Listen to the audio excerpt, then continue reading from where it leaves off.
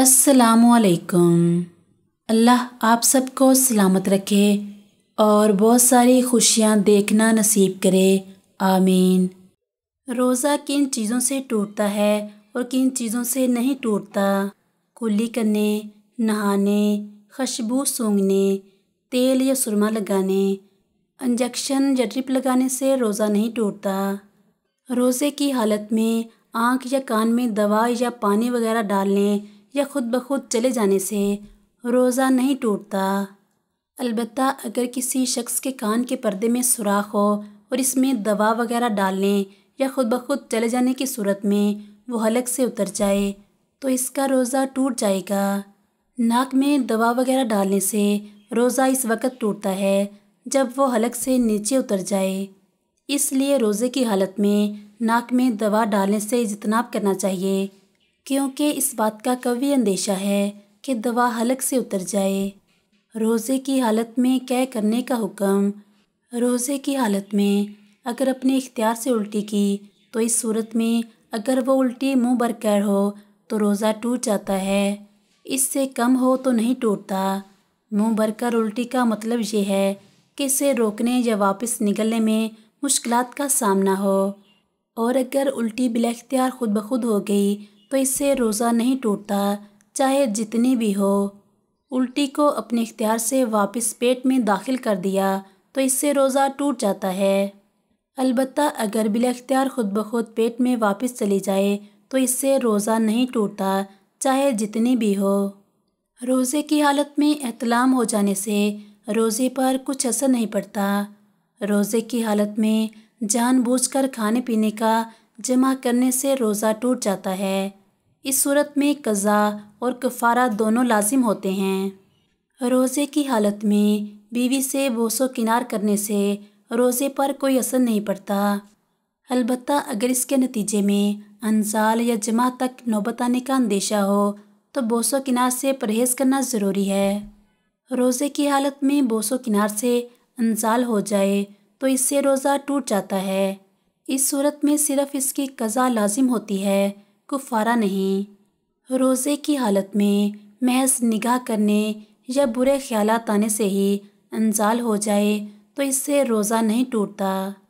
روزے کی حالت میں بلا اختیار مکھی، دھواں یا دھول حلق سے اتر جائے تو اس سے روزہ نہیں ٹوٹتا، لیکن اگر کوئی جان بوجھ کر ایسا کرے تو اس سے روزہ ٹوٹ جاتا ہے۔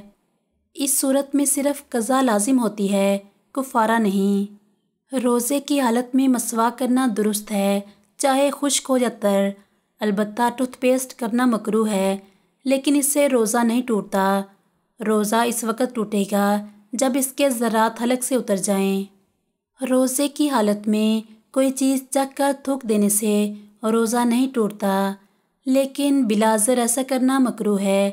اگر کوئی عورت بچے کے لیے غذا نرم کرنے کے لیے کوئی چیز چبا کر دے تو مجبوری میں ایسا کرنا جائز ہے، البتہ اس بات کا خیال رہے کہ اس چیز کا کوئی ذرہ حلق سے نیچے نہ اترے، ورنہ تو روزہ ٹوٹ جائے گا۔